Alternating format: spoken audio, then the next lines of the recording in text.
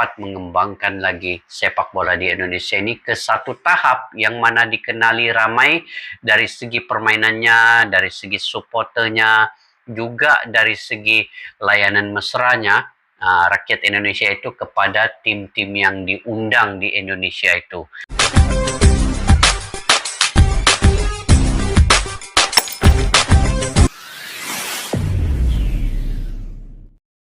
Sepak bola Indonesia semakin berkembang maju secara drastik ya di bawah kepimpinan Bapak Erick Thohir.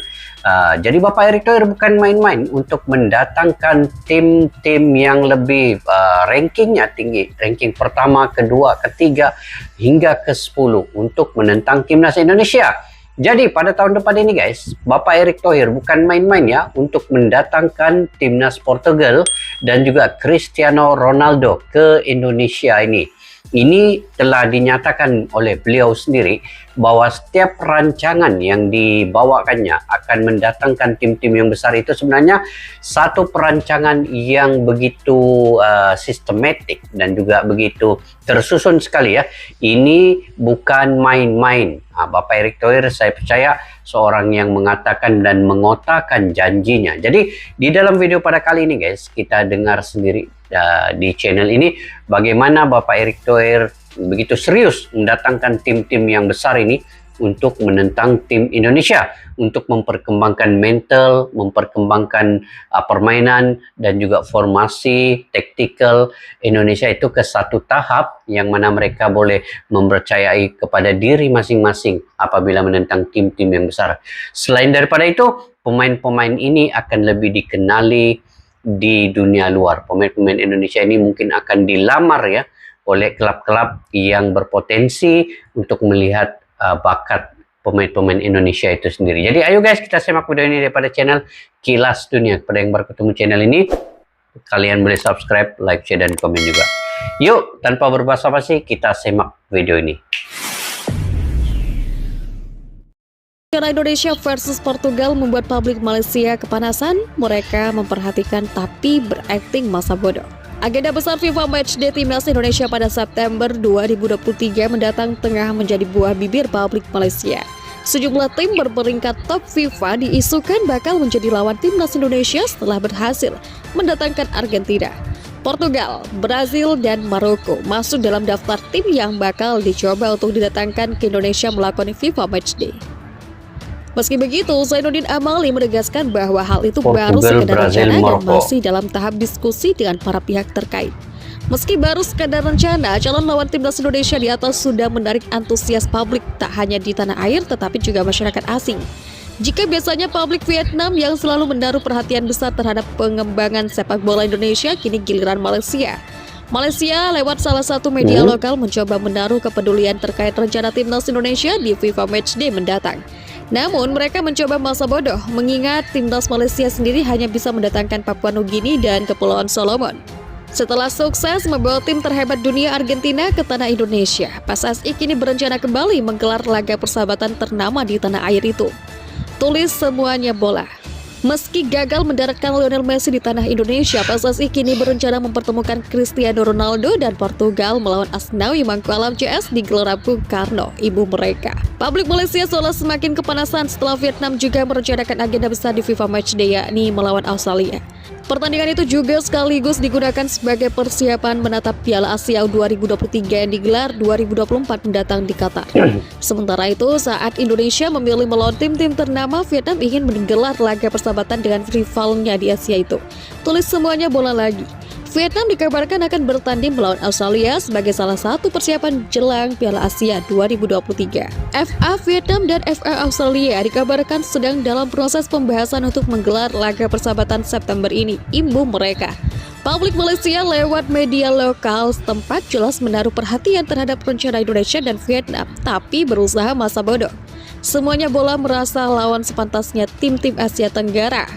juga berasal dari Asia dengan melihat kekuatan yang dimiliki. Timnas Malaysia diharapkan tidak mengikuti jejak Indonesia dan Vietnam hingga mengambil keputusan yang salah. Pada dasarnya dipandang lebih cocok karena sama-sama tim Asia dan kekuatannya lebih seimbang dibanding Portugal yang memang jauh lebih baik, tulis semuanya bola. Namun terserah siapa yang ingin mereka lawan. Malaysia berjanji tidak akan berbuat salah, imbuh mereka. Terakhir kali tim kuat datang ke Malaysia pada 2002 yaitu Brazil. Terhadap FM Malaysia bisa membuat sesuatu, tulis akun Instagram @ekorharimaumalaya sembari menunjukkan foto pelatih timnas Argentina Lionel Scaloni dan Sintayong. Sebelumnya Malaysia sempat berhadapan dengan Brazil di 2002 silam. Pada kala itu Brazil menang 4-0 atas Malaysia. Gol-gol Brazil asuhan Luis Felipe Scolari diciptakan Ronaldo Luis, Johinho Paulista, Denilson dan Edelson. Timnas Indonesia U17 dipastikan menjadi wakil satu-satunya dari negara ASEAN atau Asia Tenggara di ajang Piala Dunia U17 2023. Hal itu usai Australia tumbang atas Jepang dalam perempat final Piala Asia U17 2023. Australia bertanding melawan Jepang dalam perempat final Piala Asia U17 2023. Pemenang dalam pertandingan ini akan masuk ke semifinal sekaligus mengamankan tiket ke Piala Dunia U17 2023. Hasilnya Jepang berhasil menang dengan skor 3-1 atas The Sharks muda. Tim Samurai Biru muda awalnya berhasil unggul 2 gol lebih dulu melalui Gaku Nawata serta Yutaka Mishiwaki. Australia sempat membangkitkan asa lewat gol Nestroy Irankunda yang memperkecil ketertinggalan. Sayangnya Jepang mencetak gol ketiga sekaligus mengunci kemenangan lewat Retno Takaoka. Kemenangan ini mengantarkan Jepang mengunci tiket ke Piala Dunia U17 2023. Kelolosan itu juga membuat timnas Indonesia U17 menjadi satu-satunya negara ASEAN yang akan tampil di ajang tersebut. Pasalnya Indonesia dipastikan menjadi tuan rumah setelah ditunjuk oleh FIFA, maka dari itu Garuda Asia bakal mendapatkan satu slot. Adapun Australia U17 sendiri memang masuk dalam anggota Federasi Sepak Bola ASEAN. Nyatanya, mereka sempat ikut di Piala AFF U16 2022. Dalam turnamen AFF U16 2022 tersebut, Australia tampil buruk. Mereka jadi juru kunci di grup C karena hanya imbang lawan Malaysia dan tumbang menghadapi Myanmar serta Kamboja. Meski begitu, Australia berhasil bangkit di kualifikasi Piala Asia U17. The Sharks muda pun impresif dalam fase grup Piala Asia U17. Tapi sayang harus terhenti karena tumbang dari Jepang. Jurnalis Argentina Gaston Edul mengungkapkan bahwa timnas Indonesia ternyata sudah dikenal di negeri Tango karena adanya sosok pelatih Sintayong. Sintayong resmi dikenalkan ke publik sebagai pelatih timnas Indonesia sejak akhir tahun 2019 silam. Berkat tangan dinginnya, skuad Garuda kini punya perkembangan signifikan. Nyatanya terbaru timnas Indonesia bisa memberikan perlawanan alot ketika menghadapi La Albiceleste di FIFA Matchday. Bahkan jurnalis dari Argentina Gaston Edul menyebut skuad Garuda sudah dikenal berkat adanya Sintayong. Di Argentina kami tahu bahwa timnas Indonesia punya formasi yang lebih baik, lebih bekerja keras, dan lebih tangguh berkat pelatih mereka. Seorang pelatih asal Korea Selatan, Sintayong, ucap Edul dalam wawancara dengan Najwa Shihab. Maka dari itu, Lionel Scaloni juga tak menganggap remeh timnas Indonesia meski ranking FIFA terpaut jauh dari Argentina. Timnas Argentina mengakui dan menghormatinya. Menurut saya, dia memberi Indonesia strategi dan taktik yang tidak mereka miliki sebelumnya, imbuhnya. Adapun pertandingan timnas Indonesia versus Argentina berakhir dengan skor 0-2 untuk kemenangan La Scaloneta. 2 gol tersebut disumbangkan Leandro Paredes dan Christian Romero. Sementara itu, timnas Indonesia setelah ini sudah dinanti jadwal padat. Sintayong akan memimpin skuad Garuda di kualifikasi Piala Dunia 2026 mulai Oktober mendatang.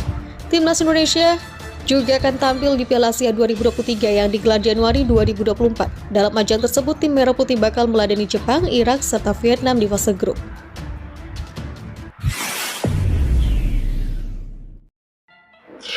Oke guys, 2 poin pentingnya dalam video ini, yaitu pertamanya kedatangan Portugal kemungkinan tahun depan yang diundangnya oleh Bapak Erick Thohir. Sebenarnya ada beberapa negara lagi juga yang diundang oleh Bapak Erick Thohir, kemungkinannya Brazil, Maroko, termasuklah Portugal dan beberapa tim lain. Ada 7 ke 8 tim yang diundang oleh Bapak Erick Thohir, tetapi masih dalam perencanaan siapa saja yang boleh untuk melakoni laga dengan Timnas Indonesia dalam FIFA Matchday ini. Itu terpulang kepada Bapak Erick Thohir dan PSSI untuk menerima sesiapa yang bakal ditantangnya. Tapi sudah pasti Bapak Erick Thohir pada tahun depan ini juga inginkan poin ranking itu meningkat, dan juga di samping itu dapat menentang tim-tim yang besar untuk pembangunan mental pemain dan juga cara permainan, struktur, formasi dan juga taktikal. Kemudian berita yang keduanya terkait dengan Piala Dunia U17 persediaan Timnas Indonesia apabila Piala Dunia U17 ini akan berlangsung pada November hingga Desember nanti tahun ini juga. Jadi di situ pemain-pemain sudah bersiap sedia ya. Kemungkinan akan melakoni uji coba di Eropa. Kalau tidak pun di Eropa, mungkin di Indonesia sendiri, tetapi menjemput tim-tim luar yang lebih berpotensi untuk meningkatkan cara permainan Timnas Indonesia U17 ini. Karena di sini adalah Indonesia tuan rumah Piala Dunia itu, dan ini sudah pasti akan memberi satu kelebihan kepada Indonesia apabila mereka perlu mempersiapkan Timnas U17 ini. Walaupun di bawah kendalian Bima Sakti ya, tetapi Sinteyong itu sebenarnya sebagai pendamping bersama dengan Indra Sapri. Jadi di sini antara Bima Sakti, Sinteyong dan juga Indra Sapri itu sebenarnya bersama-sama untuk membangunkan Piala Dunia U17 ini, Timnas Indonesia U17. Tetapi dikatakan bahwa Bima Sakti sebagai pelatihnya, tetapi sebenarnya di samping itu pendamping-pendampingnya ini yang sebenarnya memberi nasihat-nasihat dan juga menyiapkan juga Timnas U17 ini, sebab ini adalah Piala Dunia guys. Jadi ini juga merupakan maruah kepada Indonesia untuk bermain dengan lebih baik di tempat sendiri sebagai tuan rumah dan sebagai home ini juga.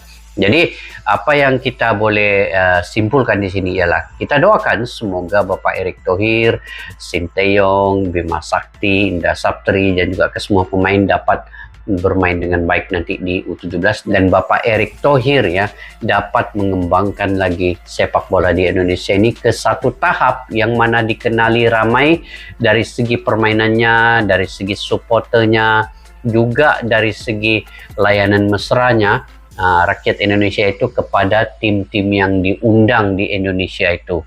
Jadi untuk tim-tim yang di ASEAN ini semoga mereka bersama-sama juga, terutamanya Malaysia dan juga Indonesia ini bersama-sama bersatu hati dalam meningkatkan mutu sepak bola di Asia Tenggara ini guys. Itu yang pentingnya. Kita doakan bersama-sama ya. Jangan kita saling membanding-bandingkan. Yang pentingnya kita siap untuk memberi dukungan kepada Indonesia. Malaysia juga memberi dukungan, dan Indonesia juga sama-sama saling melengkapi bersama dengan Malaysia membangunkan sepak bola ini. Itu yang lebih penting untuk kita sama-sama menjayakan misi dan visi Bapak Erick Thohir juga. Sebenarnya 5 ke 10 tahun lagi siapa tahu Indonesia juga masuk Piala Dunia, Malaysia juga masuk Piala Dunia. Itu adalah Asia Tenggara punya tim yang akan menyaksikan kita mampu ke depan lagi selepas ini guys. Oke, sampai di situ saja guys pada video pada kali ini. Jika kalian juga punya pandangan pendapat sendiri, kalian boleh komentar di ruang kolom di bawah. Sampai kita berjumpa lagi guys di video yang akan datang. Majulah sukan untuk negara. Assalamualaikum warahmatullahi wabarakatuh. Bye bye.